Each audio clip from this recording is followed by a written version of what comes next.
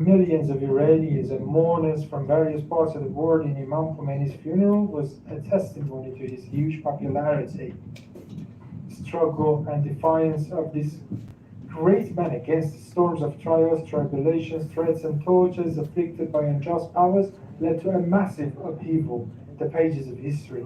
Perhaps the major factor that led to the persistence of the Islamic Revolution of Iran and realization of the unimaginable aspirations of this great man was his deep faith and confidence in divine and definite assistance of highest power, that is God, in handing over victory to the oppressed and innocent nations, and his constant seeking of divine help from Imam Mahdi. We have entered the fifth decade of Islamic revolution, and in spite of that, its strength and stability has been more than ever before, and with the astute leadership of His Holiness Imam Khomeini will continue its path toward truth until the final victory. Peace, mercy, and blessings of Allah be upon you.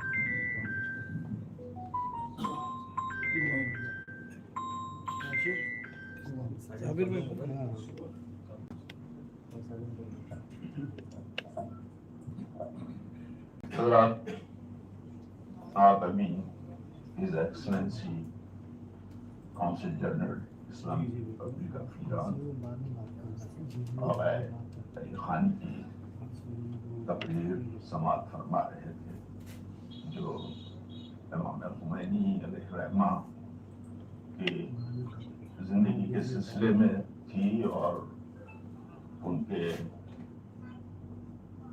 مقاصد کیا تھے اس پر روشنی پڑی ہے۔ اب اس کے بعد ہم اپنے مقررین کو دعوت دیں گے اور اس گزارش کے ساتھ کہ زیادہ وقت نہ لیں، 10 منٹ کے اندر اپنی بات کو، اپنی گفتگو کو ختم کرنے کی کوشش کریں۔ میں سب سے پہلی تقریر جناب ڈاکٹر سلیم خان صاحب سے گزارش کروں گا کہ وہ اپنے خیالات کو پیش کریں۔ یہاں بہت سے ایسے آپ ہوں گے جو کم حق واقف نہ ہوں گے۔ جناب ڈاکٹر سلیم خان صاحب سے بریف انٹروڈکشن میں دے دوں۔ ویسے very famous personality of Mumbai, articles برابر آتے رہتے ہیں اور بہت ہی ایکٹیو ممبر ہیں جماعت اسلامی کے۔ سب سے جو خوبی کی بات ہے کہ جہاں کہیں ظلم ہوتا ہے، ایٹروسٹیز ہوتی ہیں، جہاں کہیں بھی غربا کچلے ہوئے لوگوں پر، دبے ہوئے لوگوں پر ظلم کیا جاتا ہے، تو نڈر ہو کے، بے باک ہو اپنی آواز کو ان کچلے ہوئے لوگوں کو، ان مظلوموں کے لیے بلند کرتے رہتے ہیں۔ ہمارا ایک واٹس ایپ گروپ یہ ہے جس پر روزانہ کوئی تجزیاتی مضمون ہوگا، حالات سے متعلق ہوگا یا اس سے ملتی جلتی ہوئی باتوں پر ہوگا، جو کافی انفارمیٹیو ہوتا ہے۔ میں یہاں ذمہ دار لوگ بیٹھے ہیں، شاکر صاحب بیٹھے ہیں، فاروقی صاحب بیٹھے ہوئے ہیں، حسیب صاحب بیٹھے ہوئے ہیں۔ میں یہ گزارش کروں گا کہ اس گروپ کے دائرے کو وسیع کیجیے تاکہ ڈاکٹر صاحب کے خیالات سے دوسرے لوگ بھی فیضیاب ہو سکے۔ میں گزارش کروں گا ڈاکٹر سلیم خان صاحب سے۔ الحمد للہ رب العالمین، الصلاۃ والسلام علی رسول الامین وعلی آلہ وصحبہ اجمعین۔ قال اللہ تعالیٰ فی القرآن المجید والفرقان الحمید، اعوذ باللہ من الشیطان الرجیم، بسم اللہ الرحمن الرحیم۔ اللہ نور السماوات والارض، صدق اللہ مولانا العظیم۔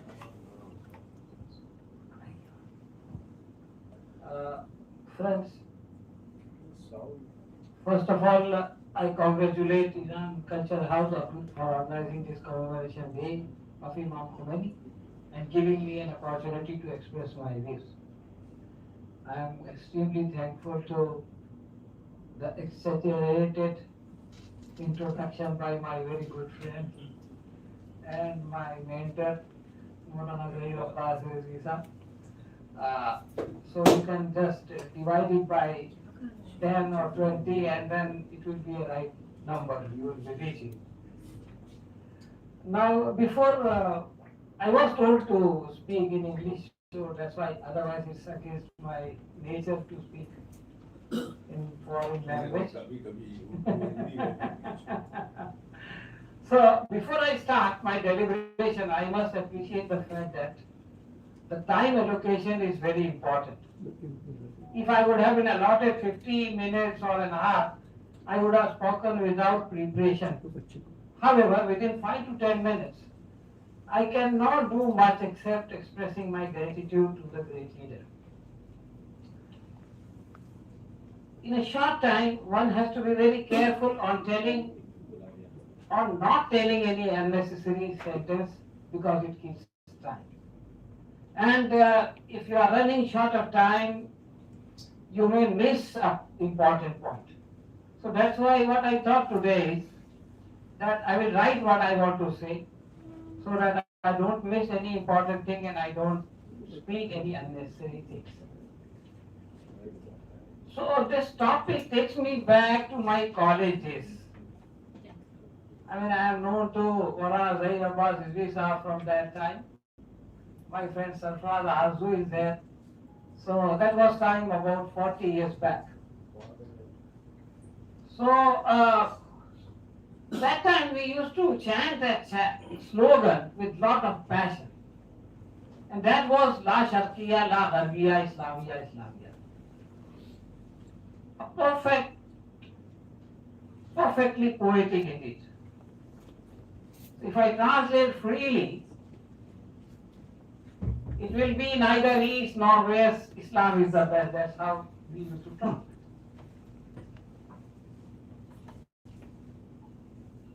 I relate this to verse 35 in chapter 24. That is Surah Nur. I will just read the translation of that particular verse. It says, Allah is the light of heavens and earth. The parable of his light is as if there were a niche and within it a lamp. The lamp enclosed in glass. The glass as it were a brilliant star lit from the blessed tree and olive, neither of the east nor of the west.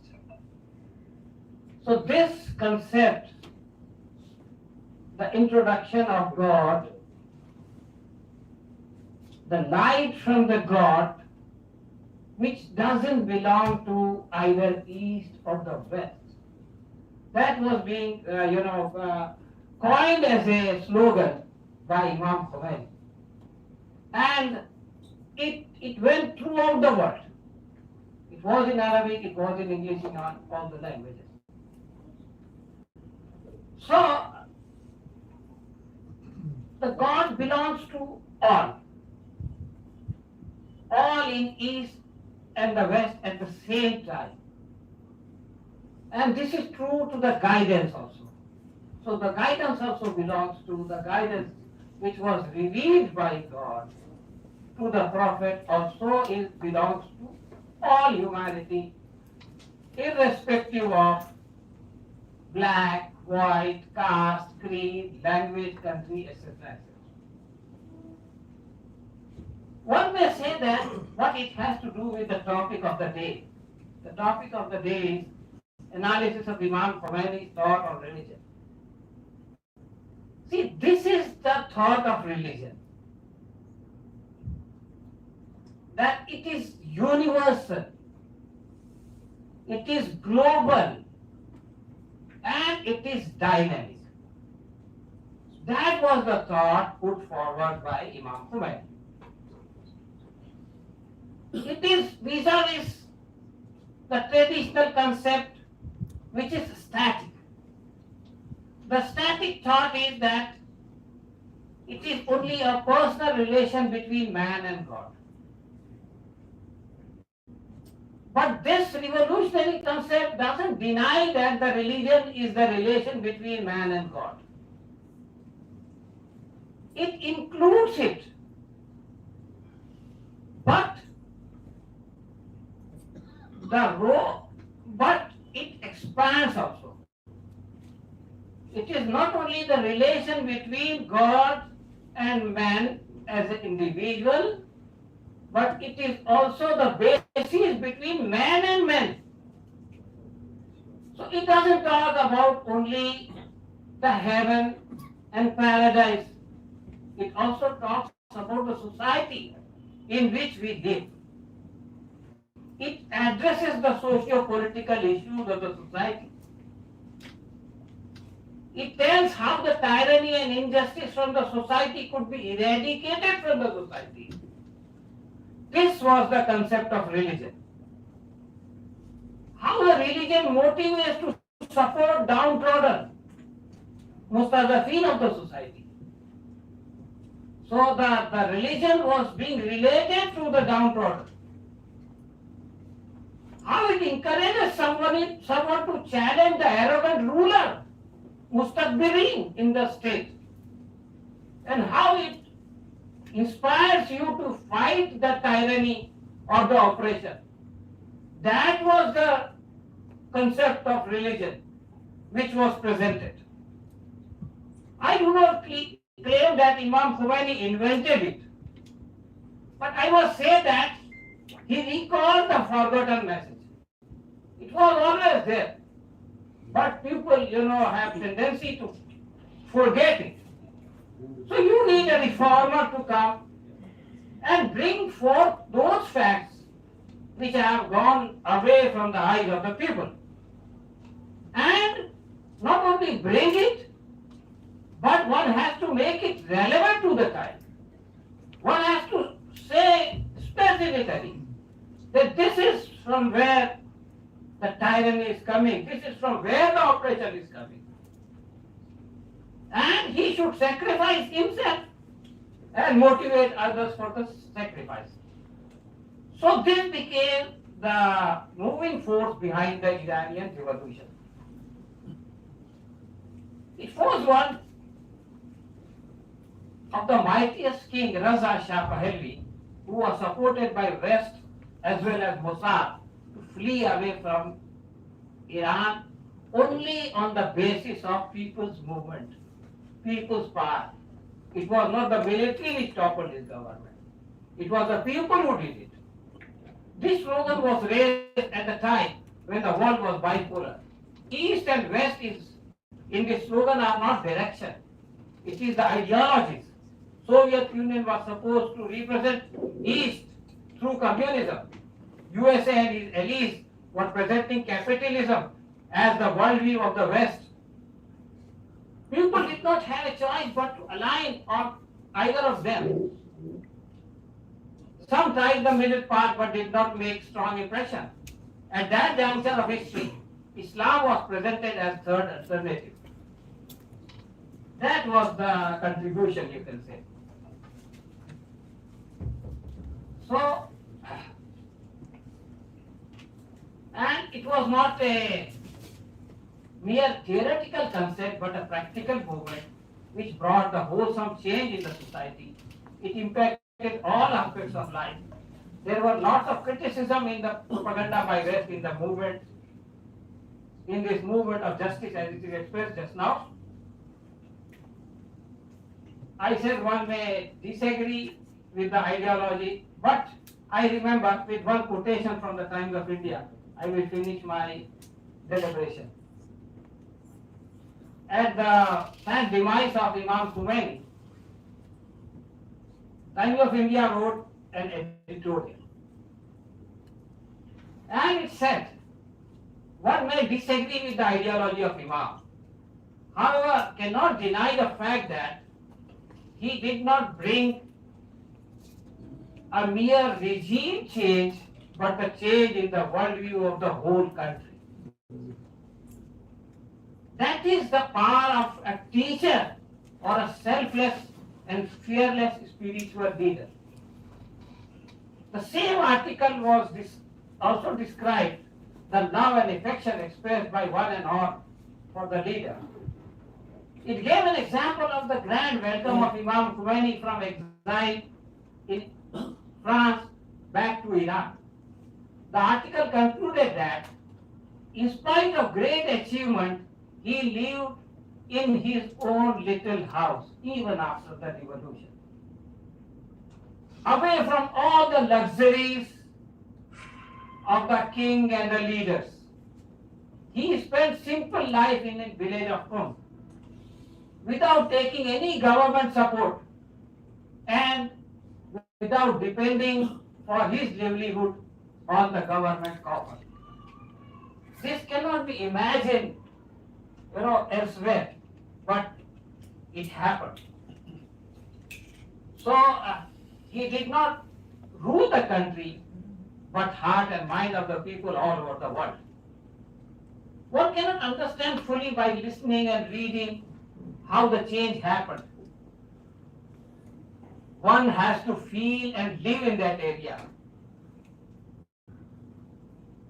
I remember one couplet of Firaq Gorakhpuri. I will make just a small change in it. Firaq says, आने वाली नस्लें तुम पर फख्र करेंगी हम असरो, जब भी उनको ध्यान आएगा हमने इमाम को देखा है. So fortunately I am one of the witness and thank God for the same. I pray to God, may Almighty accept all his efforts and struggle by Imam Ayatollah Ruhollah Khomeini and reward him the best. With this humble prayer at this occasion, I take your leave. Thank you. Shukran Jazeelan. Very nice. बहुत अच्छा मजमून है आपका और analysis बहुत अच्छी है और मैं याद करूँ बात आपसे अर्ज कर दूँ. अभी आपने ये कहा कि मैं गलत बात नहीं करूँगा.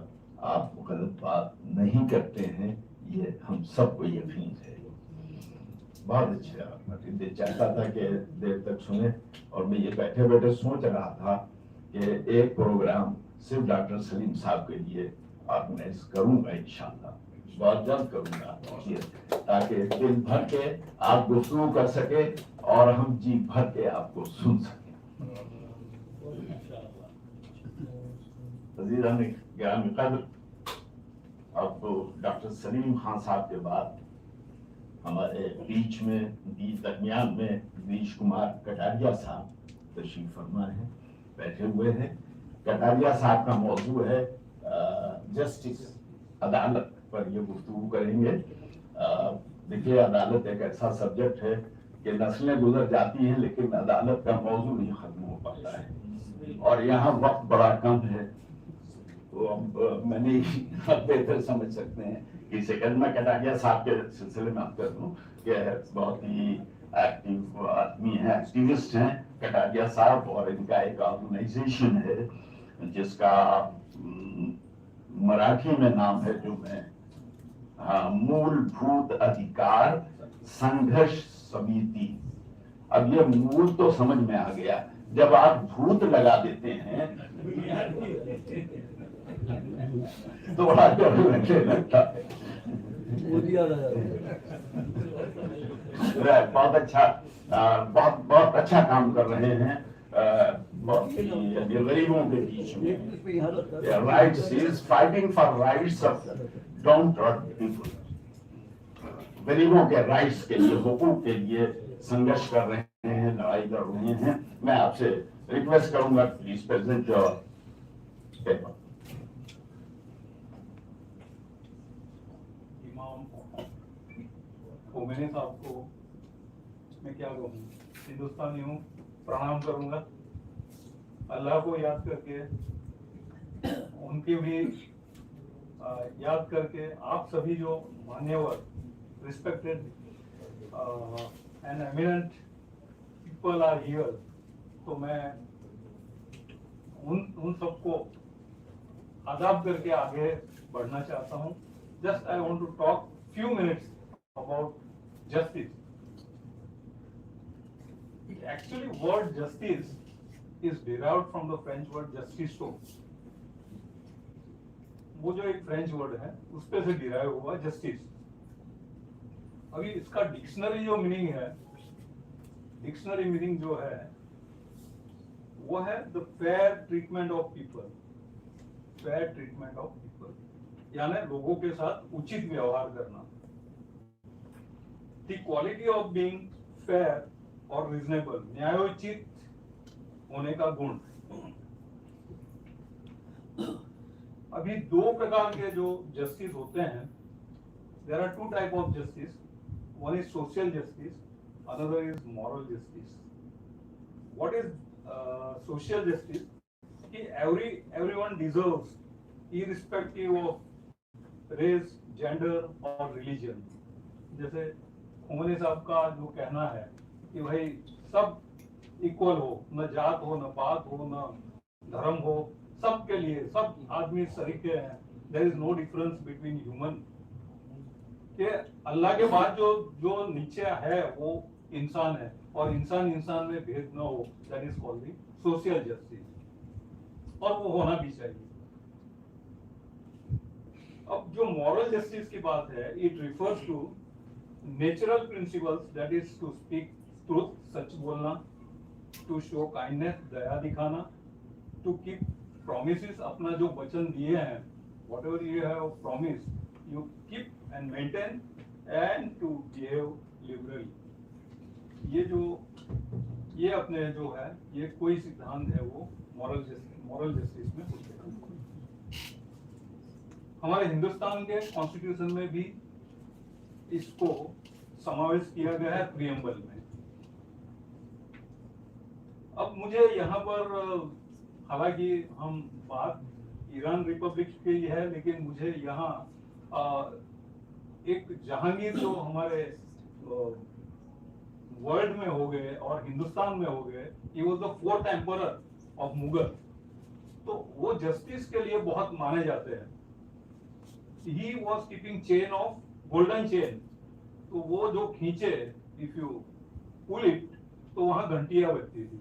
If you have any injustice, तो आपको उतनी बार खींचना है। और ये स्पेसिफिकली इसलिए था कि जो डिफीटेड किंगडम है उसकी औरतों को, the ladies were kidnapped by the soldiers that time, तो वो वहां आके बेल खींच सकते थे। तो मुझे जहां तक मैंने पढ़ा है कि वहां एक औरत आई और उसने बेल खींचा, तो उसने कहा क्या हुआ, क्या what is the problem? He says, my husband was killed by your queen। तो बोला कि भाई मैं खड़ा हूँ, you kill me। बोला नहीं, आप तो अंदाता है, you are the king, I cannot kill you, but this is what I wanted to tell, कि मैं कहना चाहती हूँ कि ये ऐसा मेरे साथ हुआ है। So he was so known for the justice कि ऐसा अभी भी इन हिंदुस्तान ये कहा जाता है कि जहांगीरी न्याय। ऐसा अभी तक मुझे नहीं लगता कोई भी बड़ा राजा हुआ हो और उसने इस तरह का कोई जस्टिस के लिए काम किया हो। So I personally salute him for the justice he has given to the public. उसके बाद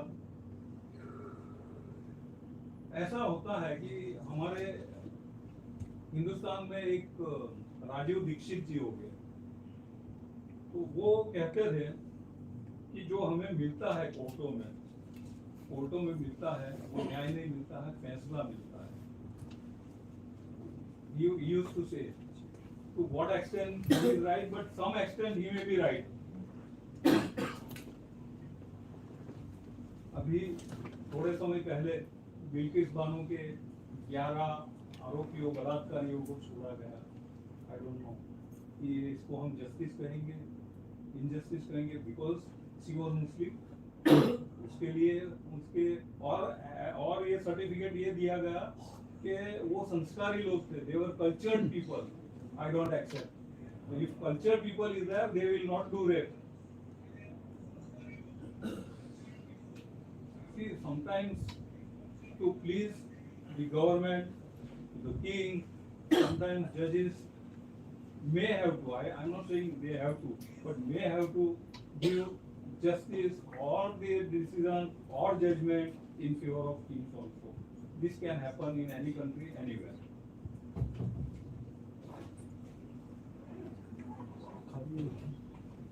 फिलहाल में हमारी महिला पहलवानों के साथ जो बदसलूकी हो रही है तो वहाँ जस्टिस नहीं मिल रहा है. They are starving for justice and they are not getting it. That's a very bad scenario. Political influence that happens. और ultimately एक I want to, I don't know, but there is a principle called theory of karma. What you do, you will get back. So in 2 minutes, I will not take more time. Ahmedabad mein one justice was taking morning walk, and he saw two youth, दो जवान लड़के लड़ रहे थे. They were fighting, and one stabbed another. मार डाला उसको. What happened is, the same judge informed to the police, or this is a true story of Ahmedabad during Angrez time, British time. Then he informed police came, arrested those people, and when luckily or unluckily, it was in his court only. Then he saw the culprit, the accused was the old man. He said, I saw two young men fighting and killing. How it can be? Then he adjourned the matter and said, call that old man. That old man came. You tell me, have you any time done anything? He said, sir, long back I had killed man, but I was escaped anyhow, I don't know. Then says, see that theory that you killed, but today evidence are going against you. Evidence are against you. If you have told me the truth, so I am not giving you the death punishment, but I am giving lifetime imprisonment. So that is the theory of karma applies. Somewhere what you do wrong, it will come back to you also. So with that, I will sum up my talk, and I am thankful to all of you for giving me an opportunity to talk about this justice. Thank you, Badaiya Sahab. Thank you very much. Justice एक ऐसा subject है कि जिस पर काफी गुफ्तगू की जा सकती है.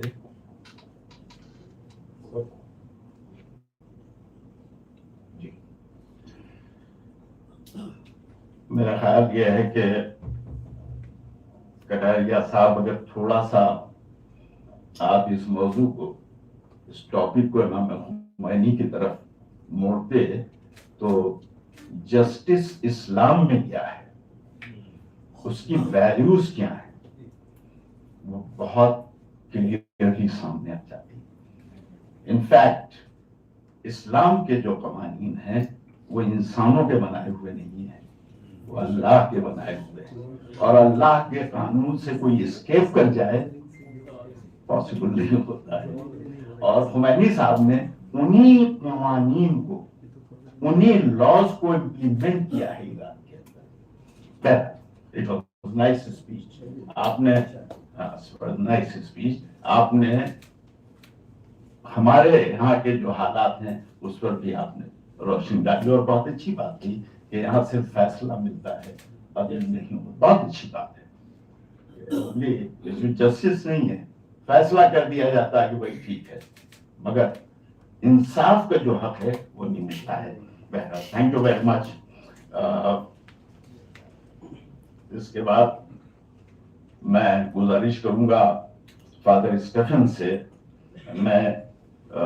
फादर स्टेफन बड़ी मशहूर शख्सियत है यहाँ के, और सभी जानते हैं इन्हें.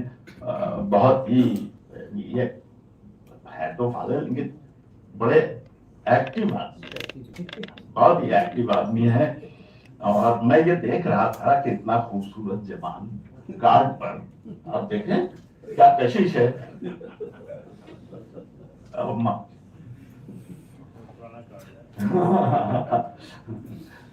बहरहाल बहुत ही highly qualified person, highly learned person है। अभी मैं अगर इनके एजुकेशनल क्वालिफिकेशन पढ़ना शुरू करूं तो टाइम चाहिए, because it needs explanation also. You are most welcome for the here, please visit. Good evening, everyone. It's indeed a great pleasure to be here.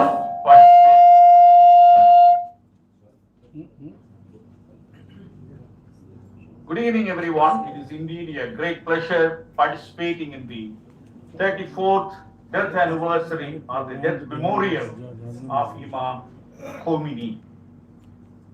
Today, let me unfold two biblical reasons to like and appreciate Imam Khomeini. I shall be brief, hence let me have my own undisturbed time. After coming out of slavery in Egypt, God advised Prophet Musa, whom we call Moses, to have a cooperative republic in the promised land that he is leading the people. Accordingly, Prophet Yusha, whom we call Joshua, divided the land of Canaan into a cooperative republic. They will cooperate among ourselves, share the cultivation and harvest. This happened in 1406 BC. 250 years later, during the period of Prophet Shamil, whom we call Samuel, the descendants of Jacob, whom we call Jacob, wanted to have a kingdom, because all others were having a kingdom, and they were aware that the Egypt is ruled by a pharaoh.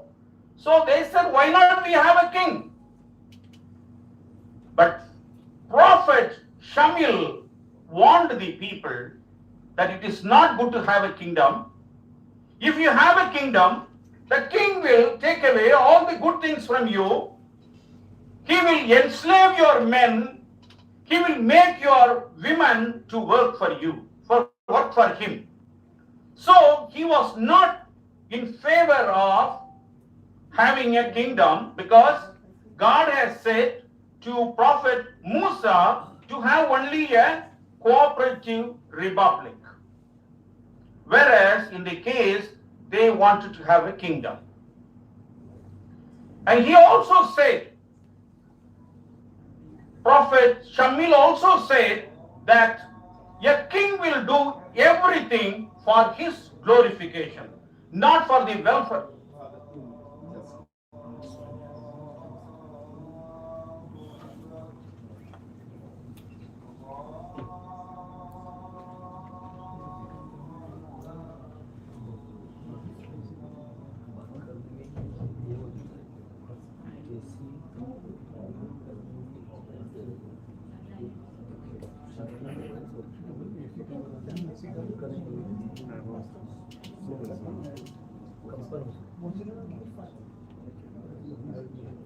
बंदे को बोला AC कम करा, लोग बोल रहे ज्यादा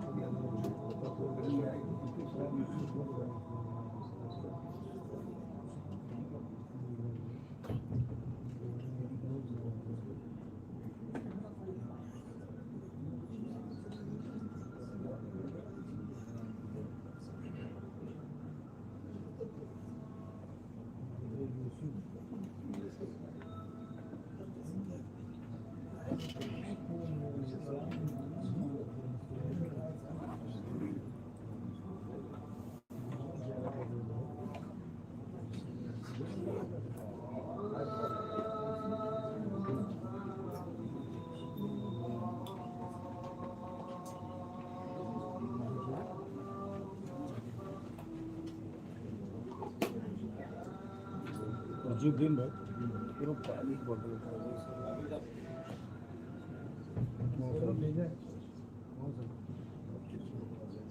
क्या साली में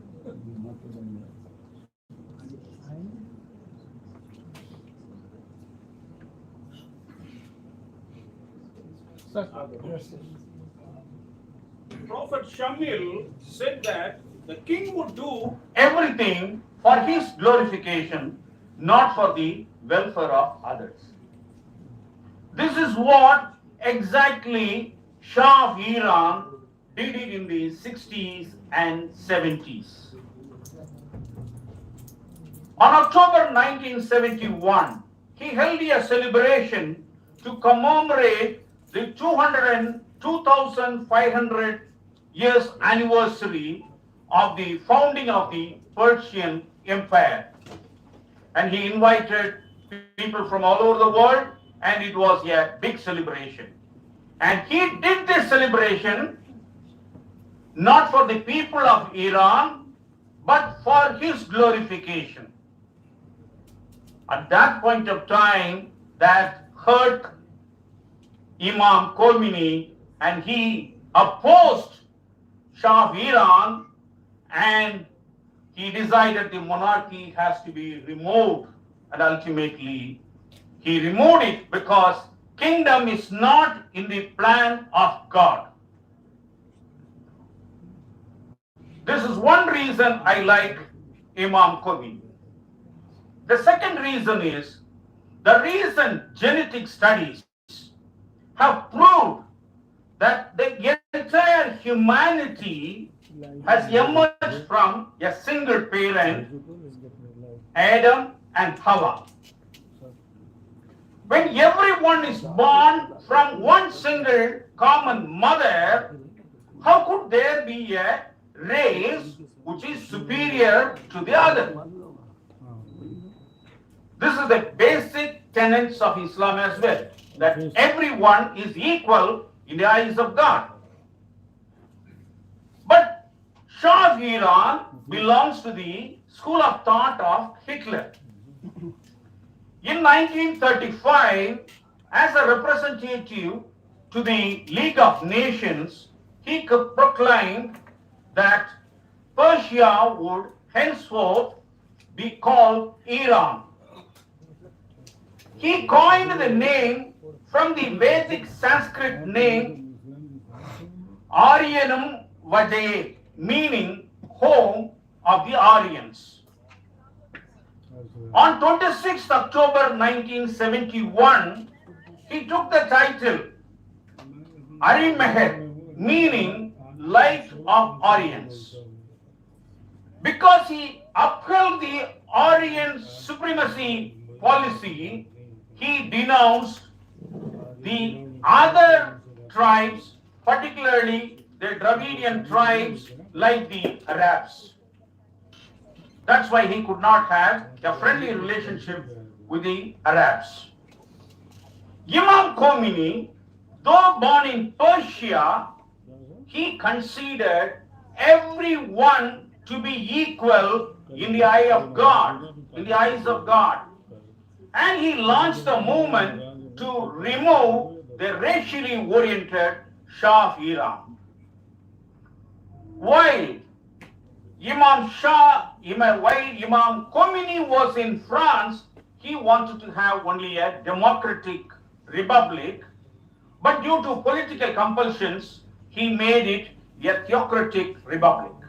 Still, he ensured that the Jews, Christians, and the Zoroastrians are protected in Iran. As a Muslim leader, he wanted to narrow down the gap between several sects of Islam and bring unity. Imam Khomeini was against all imperial powers which exploits the nation, which is why he took an opposed view on US hegemony, which led to the 444 days of students' protest. So these are the factors that really made me to be here. And this is a message. It's not, yesterday night God guided me. That's why I said I need the time. I don't want anyone to interfere. And thank you. It was really wonderful that I could be here. I'm glad the Cultural House of Iran has organized a function on the 34th death memorial of Imam Khomeini, and I thank the organizers for giving me an opportunity to share my thoughts on this occasion. Thank you so much. Thank you very much. Thank you very much please. मैं 2 minute इस तकरीरी सिलसिले को रोक रहा हूँ। एक बहुत अहम इम्पोर्टेंट बुक है इमाम खुमैनी की लाइफ पर, जिसे लिखा है जनाब अली अकबर सब्जियान साहब ने। चूंकि मैं इस वक्त रोक रहा हूँ इसलिए कि simultaneously is being release in Mashhad also, simultaneously being release, तो एक वो अच्छा मौका है, वहां भी हो रहा है और यहाँ भी हो जाए, and it will be release by our director culture house Amanullah. Please say that.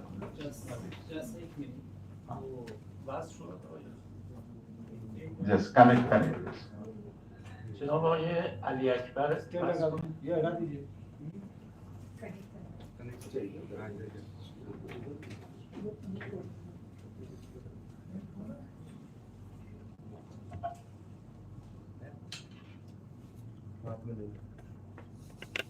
بس شدن پشت خط باشن بس باشن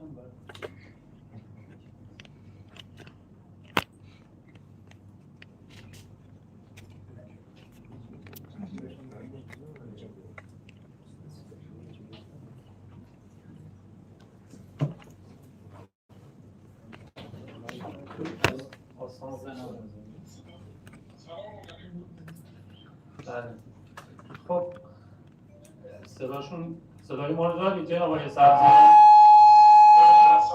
سلام علیکم و رحمت الله. جناب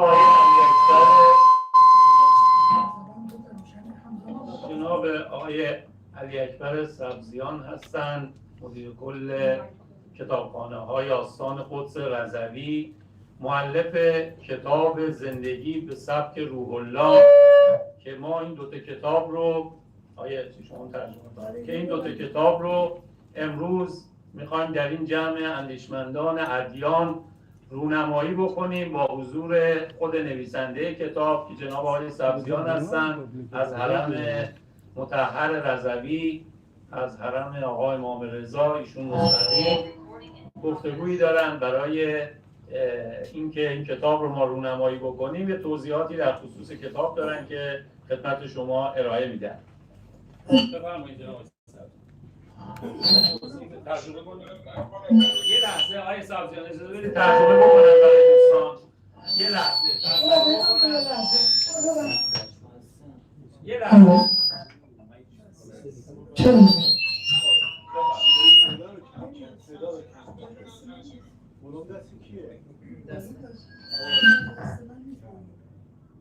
خب بفرمایید. خب آقای سبزیان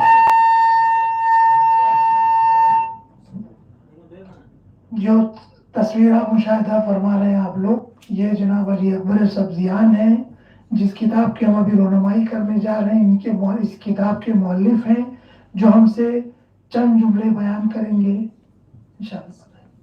बेफरमाइश।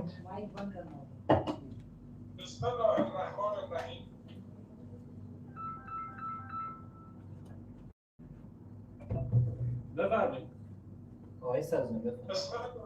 بسم الله الرحمن الرحیم. خدمت حضار محترم عرض سلام و ادب و احترام دارم. من از کنار حرم مطهر امام رضا علیه السلام با شما گفتگو میکنم. یاد و خاطره بنیانگذار جمهوری اسلامی حضرت امام خمینی رو گرامی می‌دارم و به روح بلندشون درود می‌فرستم. میں اس وقت آپ لوگوں سے امام 8ویں امام رضا علیہ السلام کے حرم سے مخاطب ہوں، اور یہ جو کتاب ہے امام خمینی رضوان اللہ تعالیٰ علیہ کی زندگی کے بارے میں کچھ واقعات اور لوگوں کے سے بیان کیے ہوئے ان چیزوں کے متعلق یہ کتاب لکھی گئی ہے۔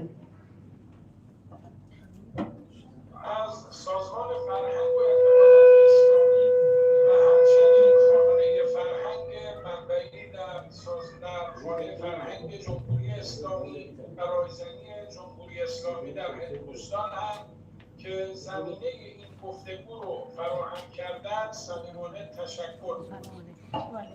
میں ایران کلچر ہاؤس اور خانہ فرہنگ جمہوری اسلامی ایران بمبئی ہندوستان کا بھی تہہ دل سے شکر گزار ہوں کہ وہ سبب بنے کہ میں اس طرح آپ لوگوں سے مخاطب ہو کر آپ لوگوں سے میں گفتگو کر پا رہا ہوں۔ درباره این کتاب چند نکته خدمت شما عرض می‌کنم. اس کتاب کے متعلق میں چند نکات بیان کر رہا ہوں۔ نکته اول این که انسان‌های بزرگ در طول تاریخ دو دسته هستند. یک دسته انسان‌هایی که زبانمندند و دسته دیگر انسان‌هایی که فرازبانی هستند. دسته اول کسانی هستند که متوقف بر زمان خودشونند، یعنی تأثیرگذاری و نقش آفرینی اونها محدود به یک زمان خاصی است. و گروه دوم شخصیت‌ها و انسان‌هایی که تأثیرگذاریشون به فراتر از زمان حیات خودشون برمیگرده. ٹھیک ہے، آپ کہہ رہے ہیں کہ تاثیر گزار انسانوں کی دنیا میں دو قسمیں ہیں۔ جو کامیاب لوگ ہیں، کچھ لوگ زمان کے ساتھ قید ہیں، ایک زمانے سے مخصوص رکھتے ہیں، ایک جگہ سے مخصوص رکھتے ہیں، ایک خاص موقع کے اوپر اس سے آگے نہیں بڑھتے، ان کا اثر محدود رہتا ہے۔ لیکن دنیا میں کچھ ایسے لوگ بھی ہیں جو اس دنیا میں اتنے کامیاب ہوتے ہیں کہ وہ زمان اور مکان سے آگے بڑھ کر رہتی دنیا تک ان کی یاد لوگوں کے دلوں میں زندہ رہتی ہے۔ امام خمینی در زمره انسان‌های دسته دوم بود، یعنی انسان‌های فرازمانی، یعنی قدرت تاثیرگذاری امام از دوره حیاتش فراتر رفت. هرچه از دوران زندگی امام فاصله بیشتر میگیریم، از دوران 10 ساله رهبری امام خمینی فاصله بیشتر میگیریم، هم شناخت امام در ایران و دنیا بیشتر میشه و هم تاثیرگذاری او به مراتب بیش از گذشته است. لذا امام خمینی انسان فرازمانی بود.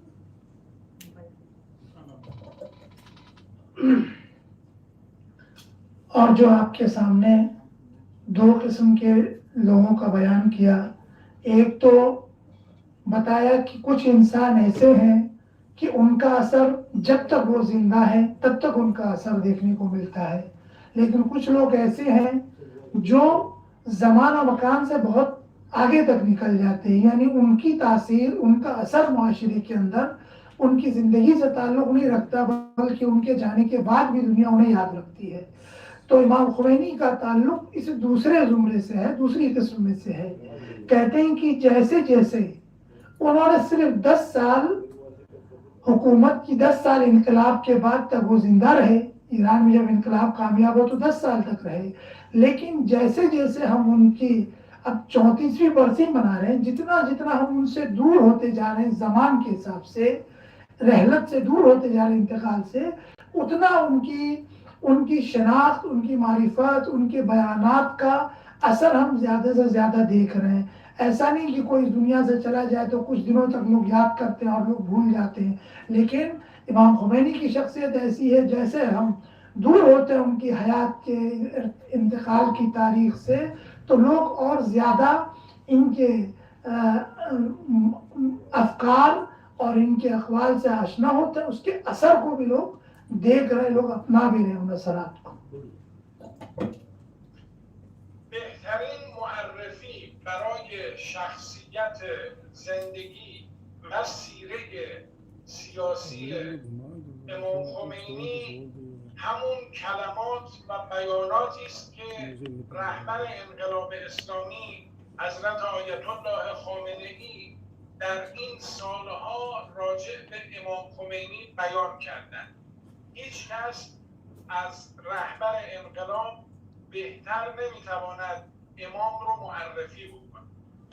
حتی امروز در سالگرد رحلت امام در اون مراسم باشکوه مقام معظم رهبری و رهبر انقلاب راجع به امام بهترین عبارات و واژه ها رو بیان کردن.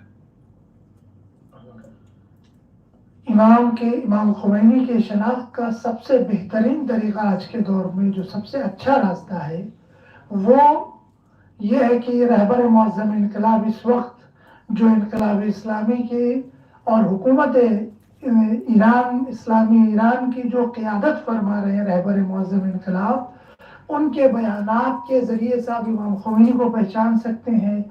چنانچہ ان کے کلمات، وہ جو ان کی سیاسی تدبیریں، جو بھی ان کے واقعات اور اقوال ہیں، وہ آپ سب سے بہتر جو اس وقت اس دور میں امام خمینی کی پہچان کروا سکتے ہیں وہ صرف رہبر معظم انقلاب کی زبانی ہی آپ رہبر امام خمینی کو پہچان سکتے ہیں. چنانچہ آج کے جو برسی کے پرشکوہ موقع پر جو انہوں نے کلمات بہترین تعبیر کے ذریعے سے امام خمینی کو لوگوں تک ان کو پہچنوایا، اور یہ سب سے اچھا طریقہ ہے ان کو پہچاننے کا. اما یک نکته و اون این که زندگی امام و شخصیت امام و یک سری از ابعاد محرمانه بودن زندگی امام یا خصوصی بودن زندگی امام که برمیگرده به سبک زندگی خانوادگی و شخصی امام، پشت شخصیت سیاسی امام نهفته است.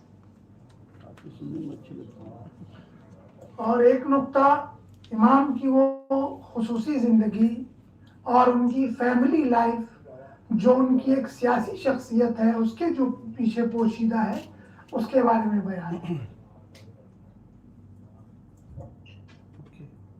مردان بزرگ تاریخی و رهبران سیاسی مثل امام یکی از مظلومیت‌هاشون دیده نشدن زندگی خانوادگی و شخصی اونهاست.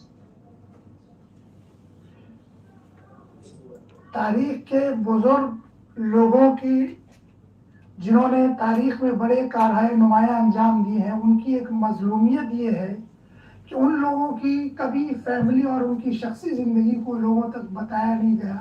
وہ کس طرح زندگی گزارتے تھے، ان کی لائف سٹائل کیسی تھی، اس کے بارے میں کسی کو بتایا نہیں گیا. این کتابی که امروز قرار هست رونمایی بشه با عنوان زندگی به سبک روح الله میپردازه به زندگی خصوصی امام و سبک زندگی خانوادگی این مرد بزرگ. یہ جس کتاب کی آج ابھی رونمائی ہونے والی ہے یہ کتاب اسی موضوع پر ہے کہ روح اللہ خمینی نے اپنی زندگی کس انداز سے، یعنی زندگی روح اللہ خمینی کی طریقے سے گزاری کس طرح، اس کے بارے میں اس کتاب میں یہ بتایا گیا ہے کہ ان کی خصوصی اور فیملی لائف کیسی تھی اور روزمرہ کس طرح اپنی زندگی گزارتے تھے، اس کے متعلق یہ بیان کیا گیا ہے.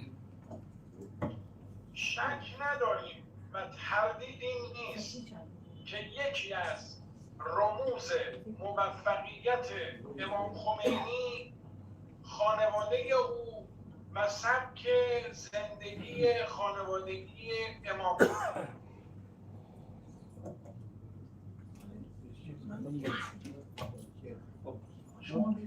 جناب سبزیان اگر اجازه بفرمایید ما چون جلسه ادامه داره و عزیزانم اینجا حضور دارن من با اجازه شما خدمتتون عرض کنم که اجازه بفرمایید رونمایی رو آغاز بکنیم چون ادامه برنامه هم هست با ذکر صلوات بر محمد و آل محمد ما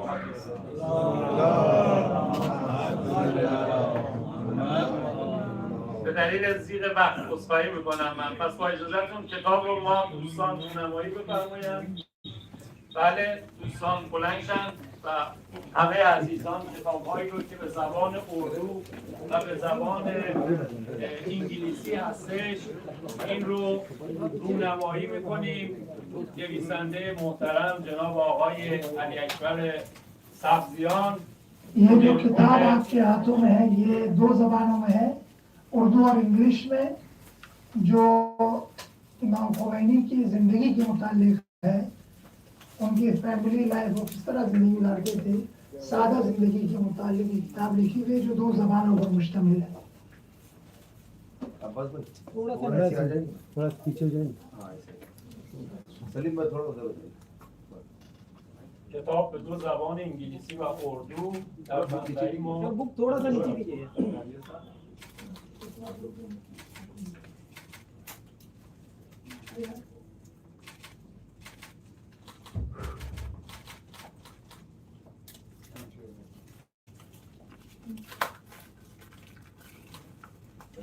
Thank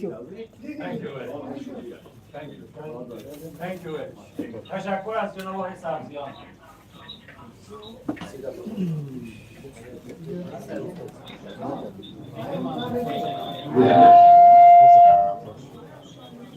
रात बहुत जल्दी जल्दी सफर तय किया जा रहा है और प्लीज बैठ जाइए बगैर किसी तमहीद के या कमेंट्स के मैं रिक्वेस्ट करूंगा जनाब मनोज मार्चेंडे साहब से आए यहाँ मनोज साहब हैं मनोज साहब प्लीज बिकॉज टाइम बहुत कम है इसलिए मैं कोई इंट्रोडक्शन नहीं दे सकता हूँ please please go ahead your most welcome Iran से आए हुए हमारे मेहमान भारत देश और सब हमारे भारत देशवासी है आपका तहे दिल से स्वागत करते हैं जय भी करते हैं। साहब ने अभी कुछ लफ्ज बोले खोमेनी साहब के बारे में जिसको हम उस इंसान को हम महामानव बोलते हैं भारत में महामानव बोलते हैं महापुरुष बोलते हैं। आम पब्लिक में और कुछ थॉट्स लेके आने वाले 100 साल तक ये इंसान कैसा जीना चाहिए ये इंसान कैसे रहना चाहिए ये इंसान का जीवन इस संसार में इस सृष्टि में कैसे होना चाहिए ये तय करते हैं। जग भर में जो 100 लोग एक गिनती किया था कि जिसके थॉट्स के ऊपर बहुत सर्च किया था अमेरिका में कि इस सृष्टि को डेवलप करने में किसका किसका हाथ है आने वाले इस संसार को आने वाले इस मानव को आने वाले इस इंसान को मुझे लगता है कि उस महामानव में खोमियात साहब भी उसके अंदर में है और उन्होंने जो दिया हुआ मोहम्मद का जो पैगाम है जीने का पैगाम है शांति का जो पैगाम है अमन का जो पैगाम है मुझे लगता है वो पैगाम हमारे आने वाले साहब जी ने वो रास्ता जो है इस भारत देश के हर इंसान के दिल से हृदय से गुजरते हुए और वर्ल्ड में स्थापित करने का कार्य कर रहे हैं। हम भारतवासी आपको सदिच्छा देते हैं अभिनंदन करते हैं। इस देश को डेवलप करने में इस देश का कॉन्स्टिट्यूशन बनाने में परम पूज्य विश्व रत्न डॉक्टर बाबा साहब अम्बेडकर ने ये संविधान दिया जिसके तहत हम लोग सब आज उस पद पे चल रहे हैं और सुरक्षित है बोलने का अधिकार है। मुस्लिम समाज के साथ साथ हर धर्म के आज हम लोग एक जगह पे बैठे हुए हैं। इस देश का एक कल्चर है। हर जात के लोग, हर धर्म के लोग, हर संस्कार, खान पान, हर एक कश्मीर टू कन्याकुमारी पे हर किलोमीटर पे चेंज हो होता है। ऐसा दुनिया में कौन सी कंट्री नहीं है जो इस देश है, जो ये भारत देश है। और इस देश को पूरे, इस संस्कार को पूरे, इस कम्युनिटी को पूरे एक संविधान के अंदर में उन्हें आजादी के साथ, अपने कर्तव्य के साथ, अपने उड़ान, अपने सपनों के साथ इस्टेब्लिश किया है। ईरान में इन इमाम साहब का भी वही कोशिश है, इसलिए मैं उनको महामानव बोलता हूँ, महापुरुष बोलता हूँ। और हमारी सबकी जवाबदारी है, हमारी सबकी जिम्मेदारी है इस मोहब्बत का पैगाम आज हमारे तक आया। हमने और 10 लोगों को अगर बताया, 10 लोगों ने और 10 लोगों को बताया, तो मुझे लगता है कि उनका सपना साकार होने के लिए, इस सृष्टि को, मानवतावाद को लाने के लिए, इंसानियत को लाने के लिए, हर बुराई खत्म करने के लिए हमारा एक पहले लाइन का हो या आखिरी लाइन का सदस्य हो, हमारी एक जवाबदारी बनता है कि उसका हमें हिस्सा बनना चाहिए। मेरे साकिर भाई ये है, हम बहुत प्यार करते हैं। वैसे मैं आंदोलन ज्यादा करता हूँ लोगों के सब समस्या के ऊपर, बाबा साहब के पोते के साथ भी काम करता हूँ और मूवमेंट को उठाता हूँ, आवाज बुलंद करता हूँ। आवाज बुलंद करने का तरीका है, अगर शांति चाहिए तो क्रांति करना पड़ेगा, अगर हम क्रांति नहीं करेंगे तो शांति प्रस्थापित नहीं होगी। और इसके लिए साकिर भाई हर जगह पे मुझे इस छोटे छोटे मीटिंग्स की हो रही, लेकिन दिल से बड़े लोग हैं। अब लोग अपना परिवार, अपना घर, अपनी 4 दीवारी के बाहर, ये जग भी हमारा परिवार है, हमारा धर्म भी हमारा परिवार है, हमारे इतर धर्म भी हमारा परिवार है। इस सदस्य का याद दिलाते साकिर भाई, तेरे दिल से आपका मैं आभारी हूँ कि आप इस मीटिंग का मेरे को एक हिस्सा बनाते हैं। अरे आप सब लोग भी, आपसे मैं छोटा हूँ, हो सकता है आपके इस रफ्तार में, इस जीवन के रफ्तार में मेरा रफ्तार अभी आहिस्ता आहिस्ता चल रहा है। कुछ सीखता हूँ, कुछ जो समझता है वो बोलता हूँ, लेकिन सबको चांस मिलना चाहिए जगह पे बोलने के लिए। तो मैं एक ही लाइन बोलूंगा कि इमाम साहब के 2 लफ्ज मेरे को इसमें बहुत गहरे लगे और वो मैं खाली बोल के मेरी बात खत्म करूंगा। इमाम साहब के culture house of the Islamic Republic of Iran Mumbai, Republic, ये शब्द मुझे बहुत अच्छा लगा। ये शब्द सबको अच्छा लगना चाहिए। प्रजासत्ताक, लोगों की सत्ता, गवर्नमेंट जो होती है वो मैनेजमेंट होनी चाहिए, ना कि ऑर्डरर होना चाहिए। ऑर्डरर ये प्रजा होनी चाहिए और उनके हिसाब से गवर्नमेंट चलना चाहिए। ईरान के बारे में मेरे को बहुत बचपन से ही मैं ज्यादा सुनते आया हूँ। इराक है, ईरान है, इराक का नाम आ गया तो ईरान का नाम आ जाता है। तो बहुत लगा हुआ है इस देश से कि यहाँ कुछ भी होता है तो ज्यादा सुनता हूँ। मुझे लगता है कि ईरान ने जो कौमी साहब का जो सपना है, जो प्रजासत्ताक सपना है, वो 34वें वर्ग में वो आगे लेके जाना चाहिए। तुमने, हमने, हम सब ने, यही मानवता है, मोहब्बत का पैगाम है, उसके लिए हम सराहना करते हैं और अभिनंदन करते हैं। Thank you so much. जय हिंद, जय भारत। बहुत अच्छा मनोज जी, अति सुंदर, excellent, thank you very much. हजरात, तो अब हमारे अगले मुकर्रिर बहुत मशहूर शख्सियत सहाफत में जनाब वजीहुद्दीन साहब, जो टाइम्स ऑफ इंडिया से जुड़े हुए हैं और मेरा ख्याल है ईरान का विजिट भी आपका हो चुका है इसी मौके पर। Please present your. अस्सलाम वालेकुम। I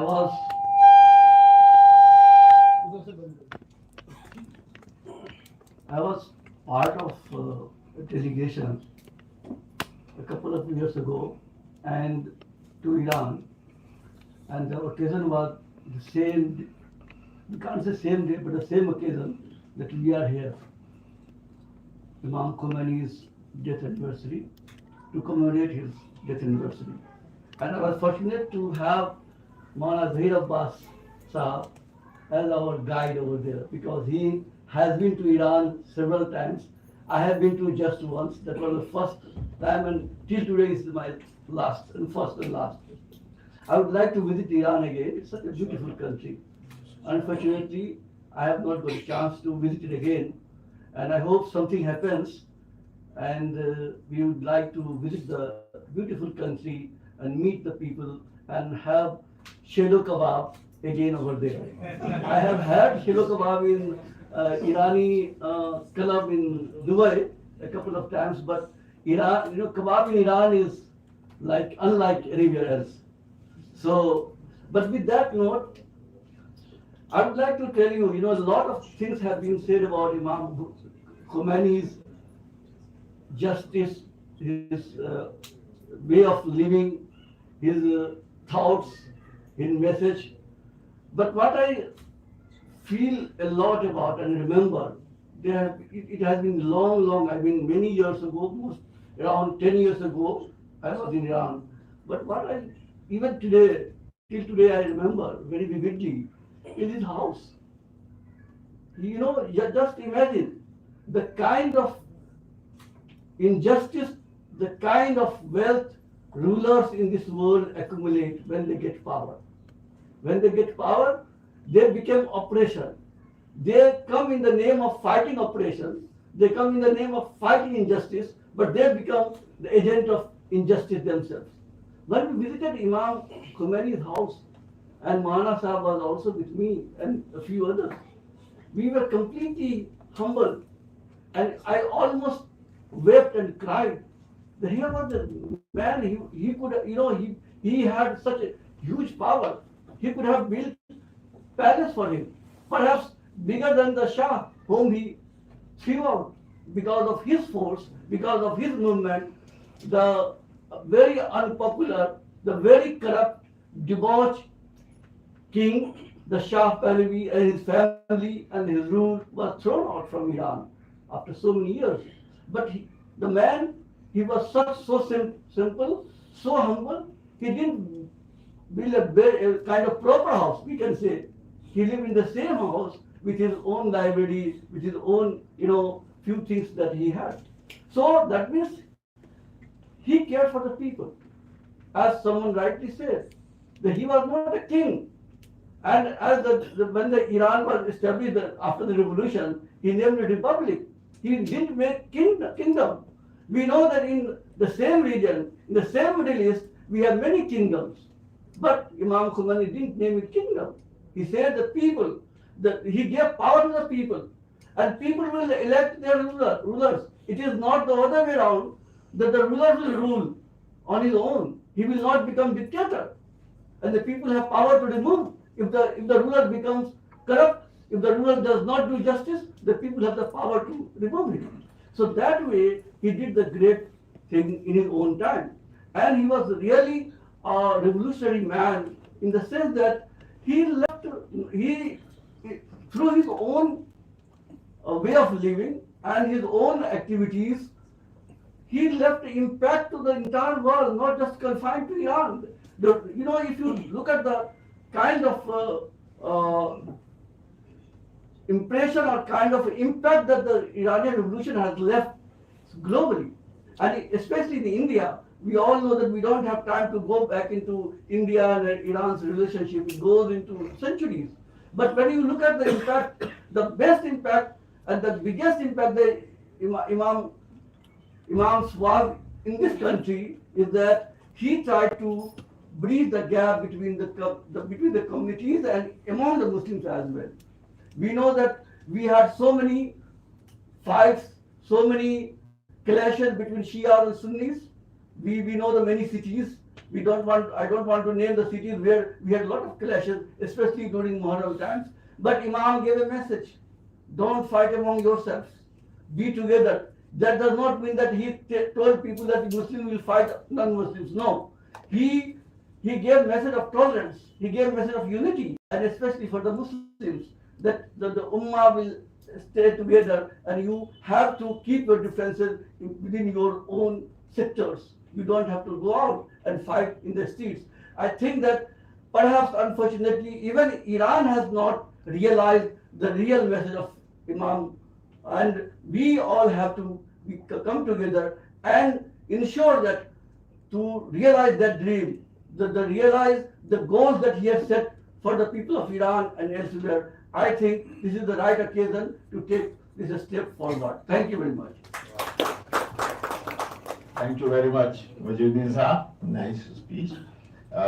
हमारे दरमियान में सहाफत की दुनिया से एक बहुत मशहूर शख्सियत उर्दू सहाफत से मुतालिक सरफराज आरजू साहब बैठे हुए हैं। आप यहाँ तशरीफ लाइए, एक 5 मिनट अपने ख्यालात का इजहार कर दीजिए। हमारे हर प्रोग्राम में सरफराज साहब मौजूद रहते हैं और मुंबई की well known figure of Bombay in Urdu journalism.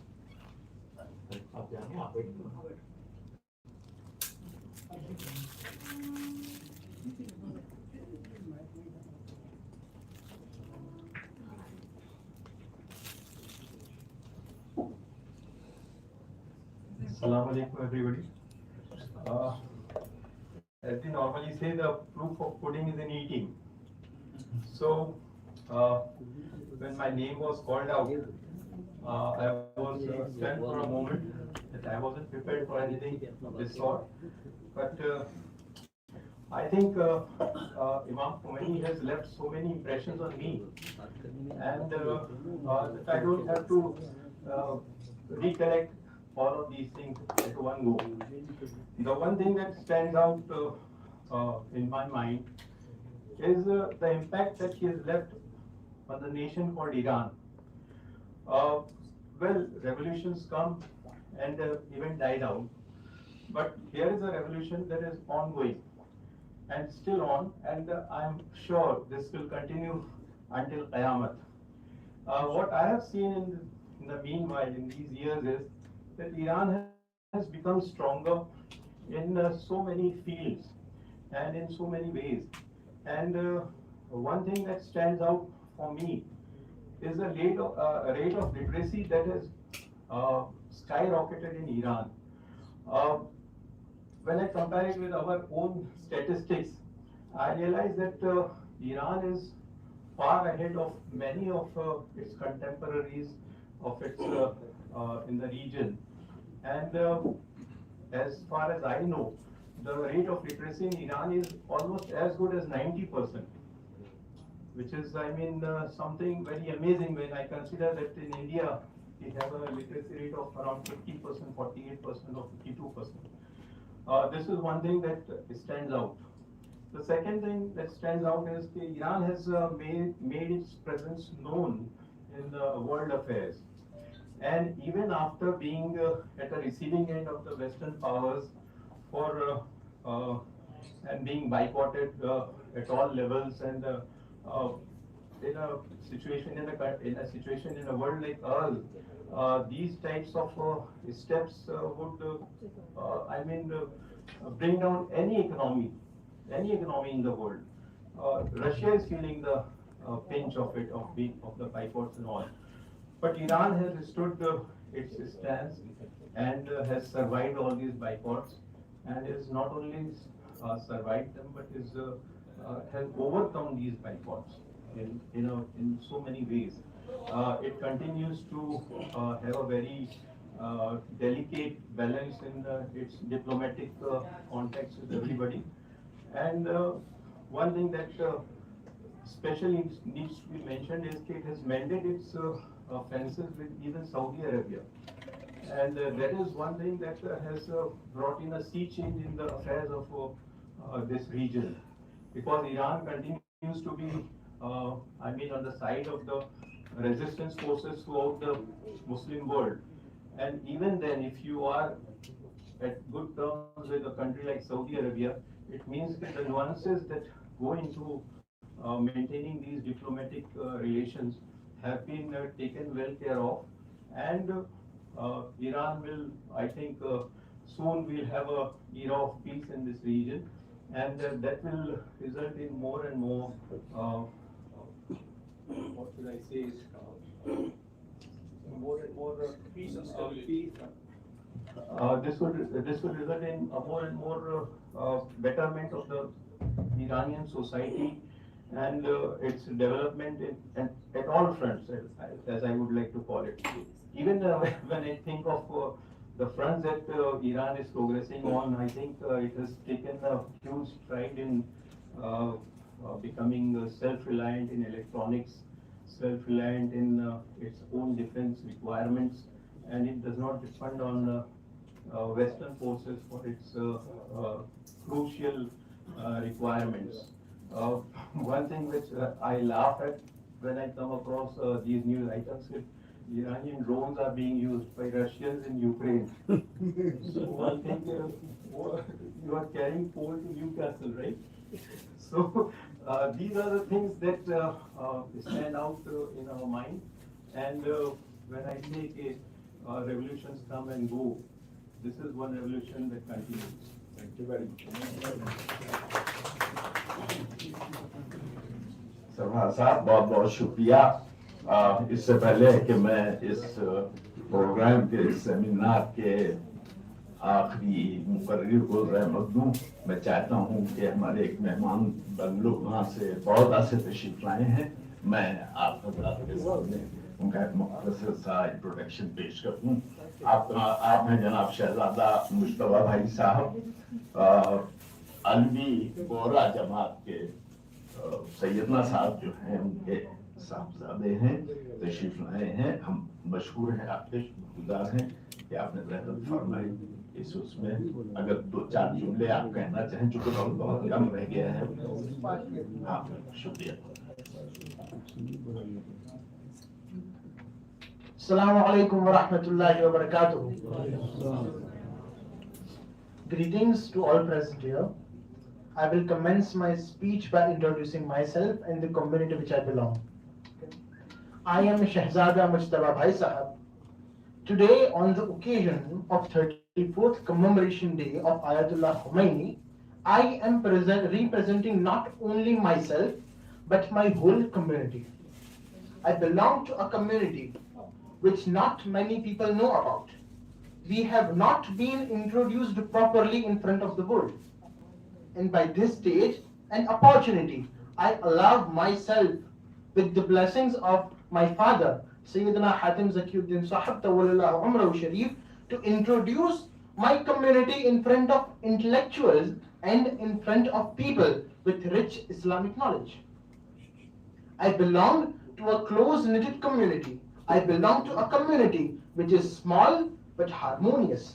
I belong to a community which spreads over the world but is still united. I belong to a community which is not run by a ruler but by a leader. I belong to a community which follows Sayyidina Hatim Zakiuddin Sahab, and I proudly say I belong to Alawi Bahra community.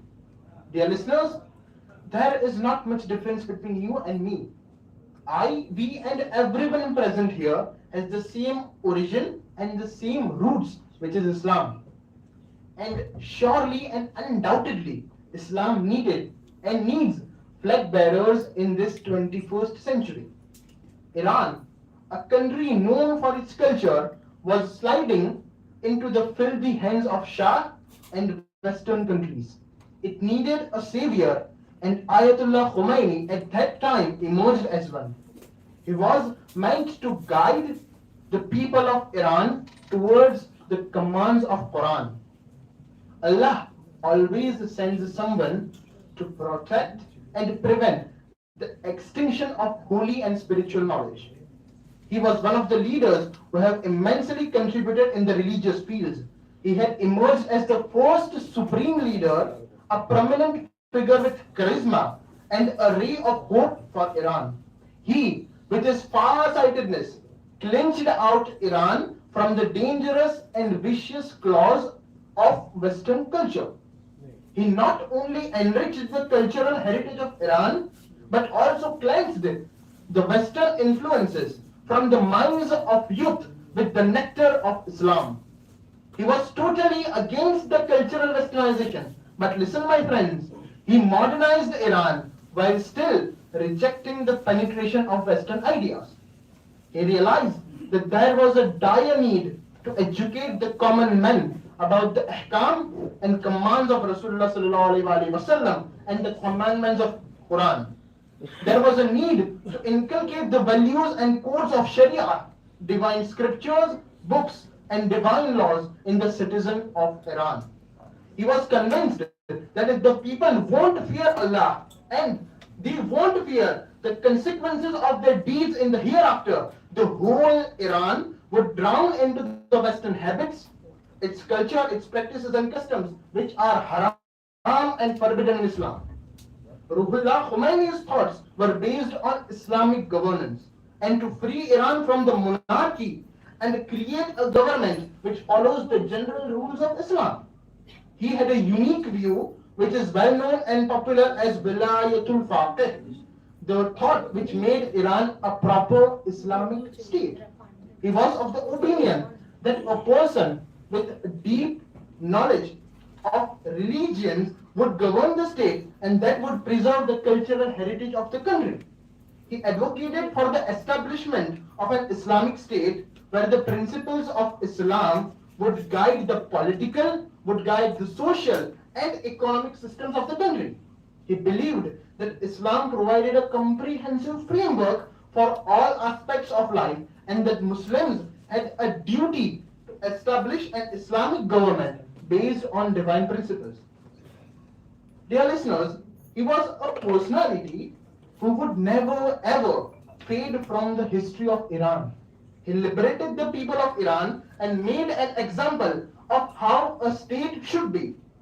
I will end my speech with a single prayer. Let us pray that all Islamic nations propagate and spread Islam just like Ayatollah Khomeini did. And let us pray for the prosperity and welfare of Muslims all around the world. Thank you. Very nice. Thank you very much, Shahzad. Thank you very much. Programme के last हमारे मुकर्रिर आखिरी मुकर्रिर हुज्जतुल इस्लाम मौलाना अख्तर अब्बास जौन साहब, आप लखनऊ से तशरीफ लाए हैं।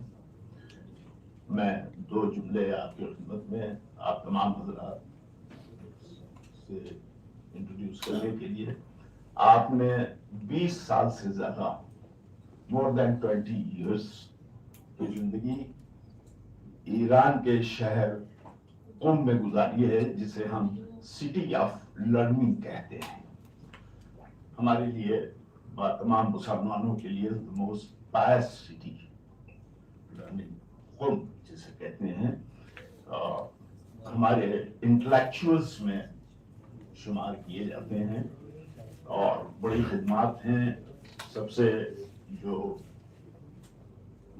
यानी अहम काम अंजाम दे रहे हैं वो ये है कि आजकल हमारे नौजवान बच्चे जो हैं वो माहौल से, सोसाइटी से बहुत ज्यादा मुतासिर होकर जरा दीन के रास्तों से दूर होते जा रहे हैं। आप ये काम कर रहे हैं कि ऐसे बच्चों को इकट्ठा करके उन्हें जिंदगी के उन उसूलों को की तालीम देना जो नफरत नहीं बल्कि मोहब्बत का सबब दे रहे हों, और दीन शनासी क्या है, इस्लाम शनासी किसे कहते हैं, उससे करीब कर रहे हैं, ताकि समाज और माशरे में एक बेहतरीन इंसान बनकर उभरे।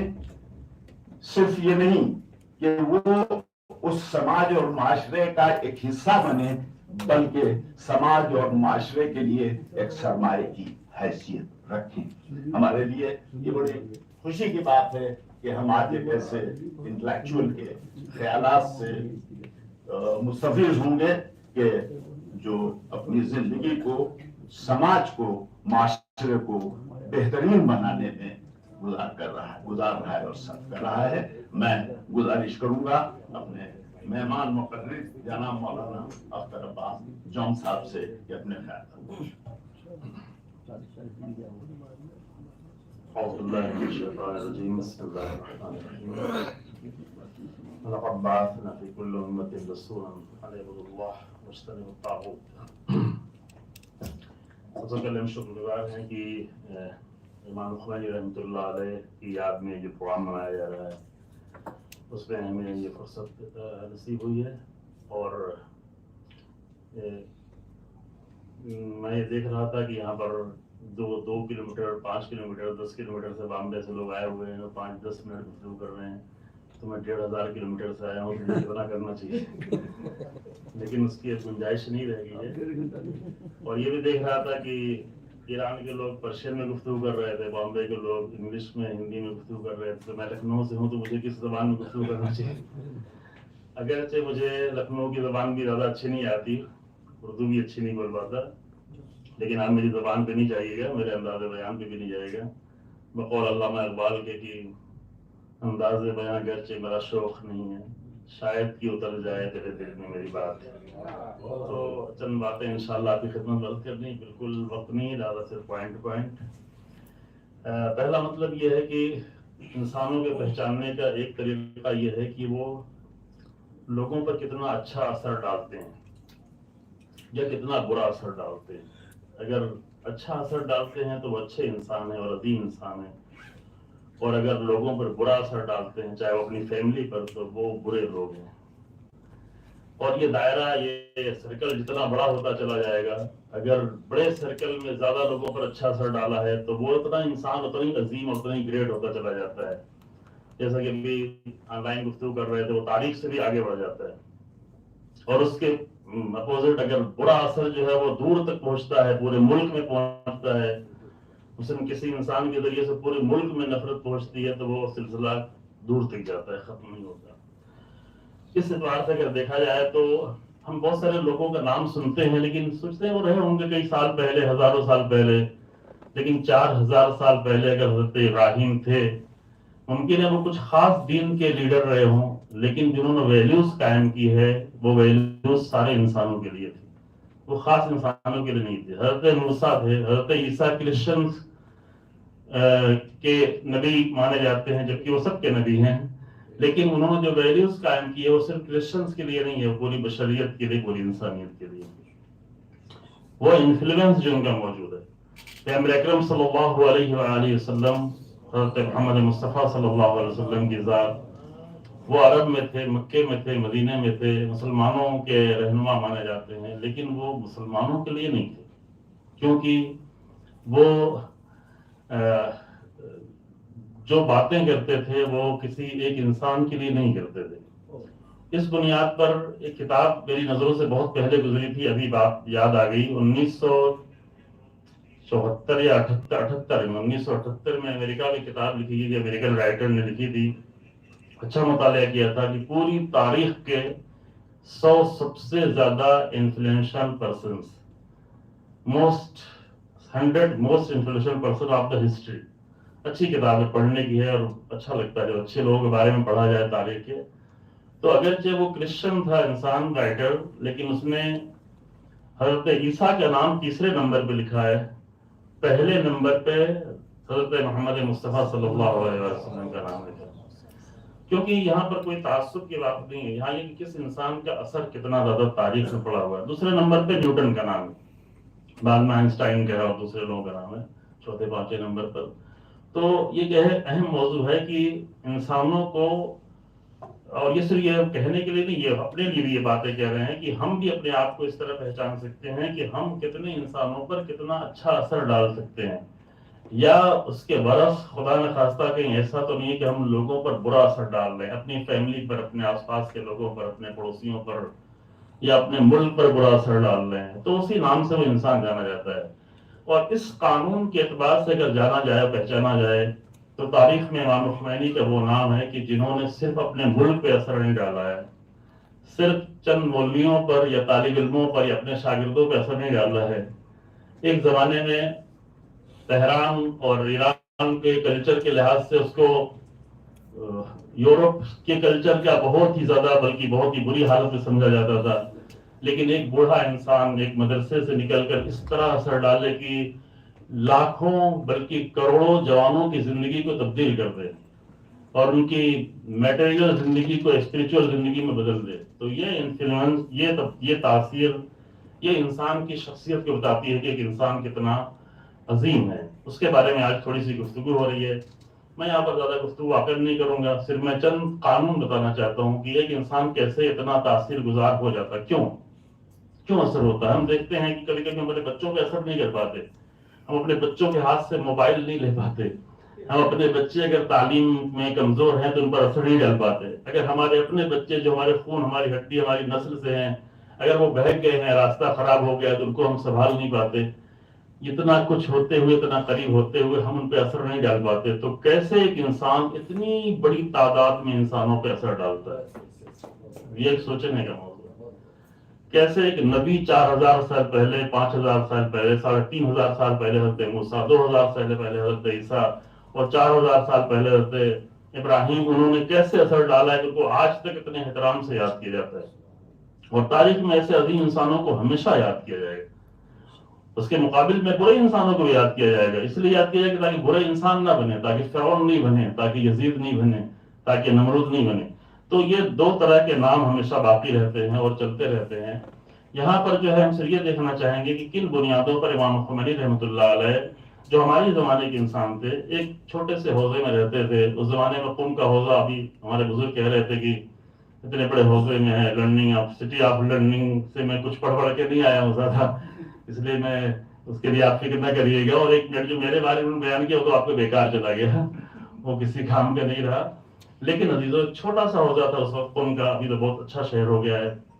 وہاں پہ رہنے والا انسان وہ اس کو یہ فکر نہیں تھی کہ میرے بچے، میرا گھر، میری بیوی، میرا گھرانہ، اسے فکر تھی کہ دنیا میں کہاں کہاں ظلم ہو رہا ہے، فلسطین کی سرزمین پر کیوں ظلم ہو رہا ہے، امریکہ کی سرزمین پر، ساؤتھ امریکہ کی سرزمین پر کیوں ظلم ہو رہا ہے۔ وہ یہ نہیں دیکھتا تھا کہ مسلمانوں کے لیے آواز اٹھائی جائے، بلکہ وہ کہتا ہر مظلوم کے لیے آواز اٹھائی جائے۔ اور یہ اس کی آواز نہیں تھی، یہ آواز بھی رسول اللہ کی آواز تھی، کیونکہ رسول اللہ نے مسلمان کے سامنے مسلمان تھے ان کو مخاطب کر کے کہا تھا کہ من سمع رجلا ینادی یا للمسلمین فلم یجبہ فلیس بمسلم۔ اگر کسی نے، مسلمانوں نے کسی بھی انسان سے، چاہے وہ کوئی بھی ہو، کسی بھی مذہب کا ہو، اگر اس سے یہ سنا ہو کہ اے مسلمانوں میری مدد کو آؤ، اور اگر وہ اس مظلوم کی مدد کرنے نہ جائے تو کتنی بھی نمازیں پڑھ لے، کتنا بھی روزہ رکھ لے، وہ مسلمان ہی نہیں ہے۔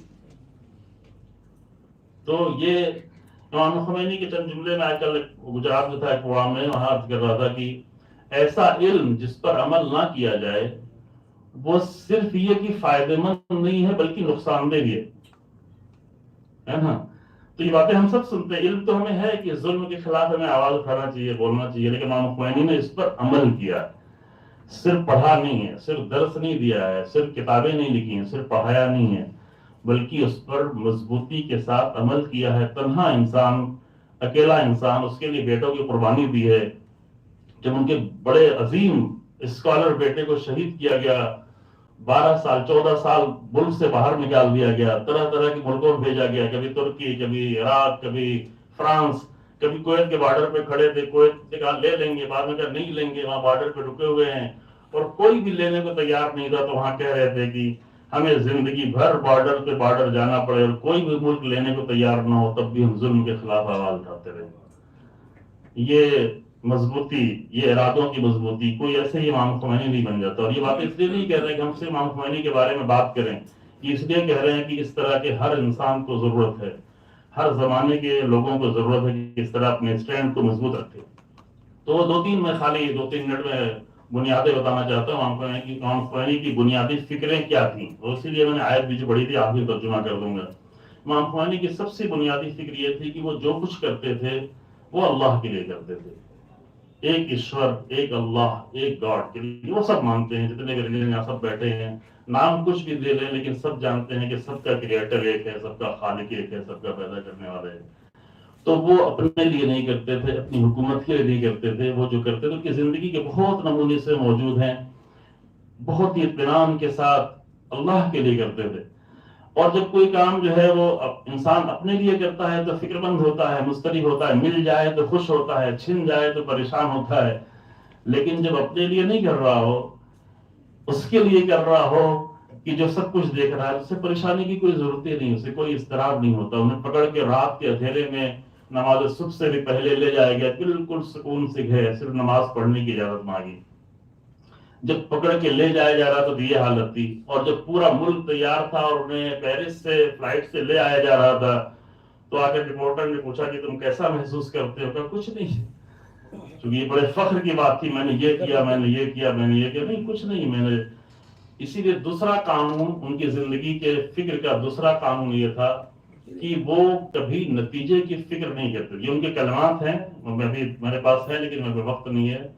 وہ نتیجے کی کبھی فکر نہیں کرتے تھے کہ نتیجہ کیا نکلے گا. ان کا کہنا تھا کہ میں نتیجے کا پابند نہیں ہوں، میں صرف اپنی ڈیوٹی انجام دینا چاہتا ہوں. میرا کام اپنی ڈیوٹی انجام دینا، نتیجہ جس کے لیے ہے وہ خود جانے. میں اپنے لیے تھوڑی نہیں کر رہا ہوں کہ نتیجہ مجھے چاہیے. میں اگر اللہ کے لیے کام کر رہا ہوں تو نتیجہ اللہ چاہے. اللہ چاہے میری زندگی میں نتیجہ آئے، اللہ چاہے میری زندگی کے بعد نتیجہ آئے، اللہ چاہے آئے، اللہ چاہے تو نہ آئے، اللہ چاہے میں مر جاؤں، شہید ہو جاؤں، جان چلی جائے، نہ چاہے تو زندہ رکھے. لہذا کبھی انہوں نے نتیجے کی فکر نہیں کی بلکہ صرف اپنے وظیفے کی فکر کی، ہے نا. اور چونکہ اللہ کے لیے امور کو انجام دے رہے تھے لہذا ایک تیسرا پہلو یہ تھا کہ پھر کسی سے خوفزدہ بھی نہیں تھے، کسی سے ڈرے ہوئے نہیں تھے. جب لوگ اپنے لیے کرتے ہیں، اپنی حکومت کے لیے کرتے ہیں، اپنے اقتدار کے لیے کرتے ہیں تو ڈرے ہوتے ہیں، پتہ نہیں ملے گی کہ نہیں ملے گی، یہ کریں تو وہ کرو تو کمپرومائز کر لیں، کچھ حق ملا لیں، کچھ باطل ملا لیں، ہمیں حکومت تو چاہیے، اسے کسی نے پورا کرنا ہے. لیکن جب اللہ کے لیے ہو تو نہ کوئی کمپرومائز کرنے کی ضرورت ہے. کمپرومائز سے مراد نہیں باطل سے کمپرومائز، غلطیوں سے کمپرومائز، اس کی ضرورت نہیں ہے. نہ ہی خوفزدہ تھے، نہ ہی ڈرے ہوئے تھے، نہ ہی کبھی پشیمان تھے. جب پورے پارلیمنٹ کے اڑانے کے لاگے خبر دی گئی تو بڑے مطمئن تھے، کچھ نہیں کہا صبر کرو. جب ان کے جوان بیٹے کی شہادت کی خبر دی کہا یہ بھی کوئی لطف ہوگا اللہ کا، اس کا کوئی اچھا نتیجہ نکلے گا، بہت اچھا نتیجہ نکلا. اس کے بعد انقلاب دوبارہ زندہ ہو گیا، ٹھہر گیا تھا لیکن پھر دوبارہ زندہ ہو گیا. لوگوں نے بڑے ذکر کیے بیٹے کے، بڑا یاد کرائی، بڑا اچھا بیٹا تھا، ایسا بتا کہ تھوڑا سا رو لیں. نہیں روئے، اس پہ روئے کہ نہیں. جس پہ دشمن ہمیں رونا دیکھنا چاہتا ہے مجھے نہیں رونا چاہیے، یعنی اپنی کمزوری کا اظہار نہیں کرنا چاہیے. جب باطل ہمیں کمزور دیکھنا چاہے، حکومت ہمیں کمزور دیکھنا چاہے تو اپنے آنسو سے ہمیں اپنی کمزوری کا اظہار بھی نہیں کرنا چاہیے. یہ ان کی زندگی کی بنیادی اصول تھے عزیزوں. اور اسی بہت سارے اور دیگر افکار تھے لیکن ہم ابھی اسی فرصت نہیں ہے. چند ہی چیزیں بیان کی ہے جس پہ ہماری توجہ بھی رہے، ایک دو دن انشاءاللہ اس پہ ہم کوشش بھی کریں، اس پہ اپنی زندگی کو ڈھالنے کی اور اس کے نتیجے تک آگے بڑھنے کی. اور اسی بنیاد پر انہوں نے بہت ہی عظیم اقدامات کیے اور وہ تاثیرات جو ہے 34 سال گزر جانے کے بعد اثرات کم نہیں ہوئے بلکہ اثرات بڑھتے جا رہے ہیں. اگر آپ یہ سمجھتے ہیں کہ آج 2012 سے لے کر کے 2021-22 تک داعش نے جو حالت بنا دی تھی پوری دنیا کی کہ آج کے زمانے کے لوگوں نے ان کو جا کے ہرا دیا ہے، یہ کسی نے نہیں ہرایا، یہ امام خمینی کے افکار نے ان کو شکست دی. باقی لوگ ڈھونگ رچ رہے تھے، امریکہ اور دوسرے لوگ جو میڈیا کا ڈھونگ رچ رہے تھے، انہیں اسلحہ دے رہے تھے، انہیں ٹریننگ دے رہے تھے. لیکن جن لوگوں نے جا کر دسیوں ہزار لوگوں نے اپنی جان دے کر، اس میں قاسم سلیمانی جیسے لوگوں نے قربانیاں دے کر، ہمارے انڈین لوگ بھی بچائے، نرسوں کو بچائے، انہوں نے جن لوگوں نے یہ جان دی اور ایسے دہشت گردوں سے پورے وجود سے جنگ لڑی تو وہ وہی لوگ تھے جنہوں نے امام خمینی کے افکار سے پرورش پائی تھی، جنہوں نے امام خمینی کے مکتب میں تربیت پائی ہوئی تھی. تو امام خمینی کے اثرات صرف جو اچھے لوگوں پر نہیں ہیں، امام خمینی کے اثرات برے لوگوں پہ ہیں. برے لوگوں کے اثرات کیا ہیں کہ آج سپر پاور امام خمینی کے افکار سے ڈرتا ہے. امریکہ کو اگر بار بار چیلنج ہوتا ہے تو امام خمینی کے افکار سے ہوتا ہے. اسرائیل جیسا تاریخ کا سب سے بڑا ظالم ملک آج اگر ڈرتا ہے تو امام خمینی کے افکار کی بنیاد پر ڈرتا ہے. یہ ہیں اثرات جو ہمیشہ باقی رہیں گے. آخری بات میں قرآن سے ریلیٹ کر کے کہنا چاہتا ہوں، جو میں نے آیت پڑھی سورہ نحل کی 36 نمبر آیت کے ایک حصہ شروع کا پڑھا. قرآن کہتا ہے کہ میں نے ہر قوم میں اپنے میسنجرز بھیجے ہیں.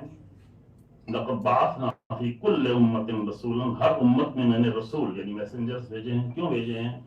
صرف دو کام کے لیے، ان اعبدوا اللہ واجتنبوا الطاغوت، یہ کہ ایک کریٹر، ایک خالق کی بندگی کی جائے اور ظالموں سے طاغوتوں سے مقابلہ کیا جائے، ان سے اجتناب کیا، ان کے مقابل میں رہا جائے.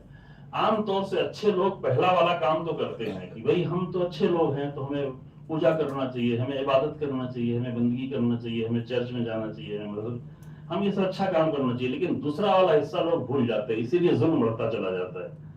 یہ کہ ظالموں کے مقابل میں رہیں، یہ کہ ان کے لیے آواز بلند کریں، یہ حصہ لوگ بھول جاتے ہیں، صرف پہلا حصہ یاد رکھتے ہیں. جبکہ قرآن کہتا ہے میں نے جتنے بھی نبی بھیجے ہیں سب کا صرف یہی دو مقصد تھا کہ ایک اللہ کی، ایک خالق کی بندگی کی جائے لیکن ظالموں کے مقابل میں رہا جائے.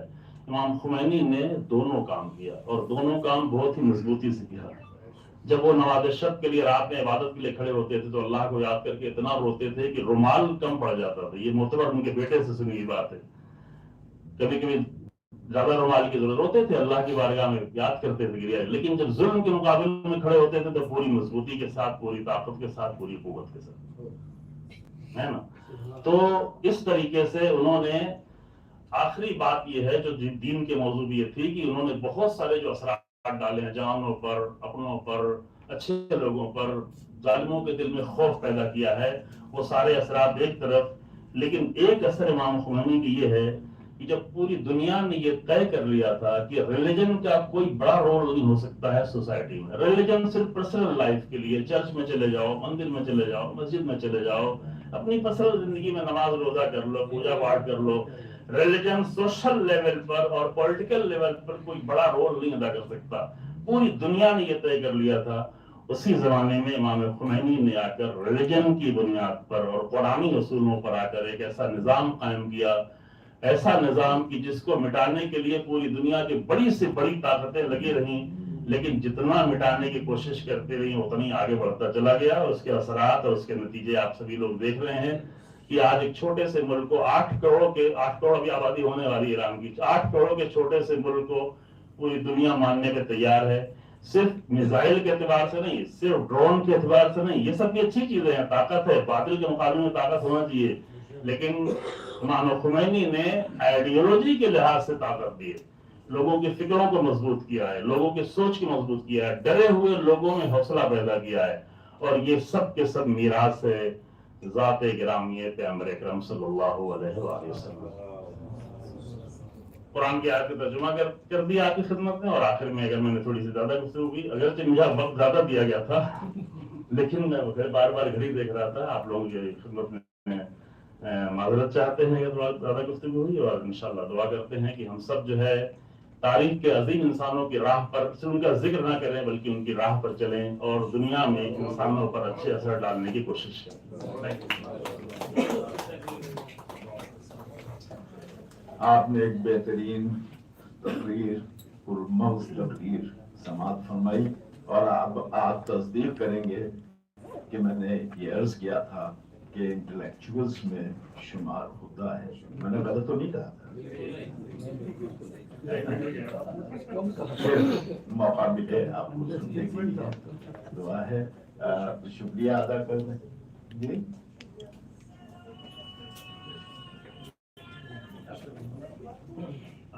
آپ تمام حضرات کا شکریہ ادا کیا جاتا ہے کہ آپ نے ضرورت فرمائی.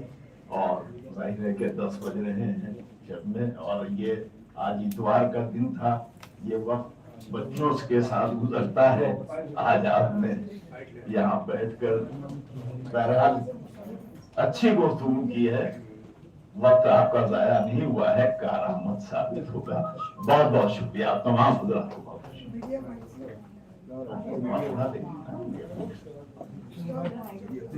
ہاں آپ حضرات کی فارسی میں کہتے ہیں پذیرائی کا انتظام کیا گیا ہے. اردو بھی کہتے تو بہت اچھا، مگر آپ تقریر انگریزی میں کر رہے تھے.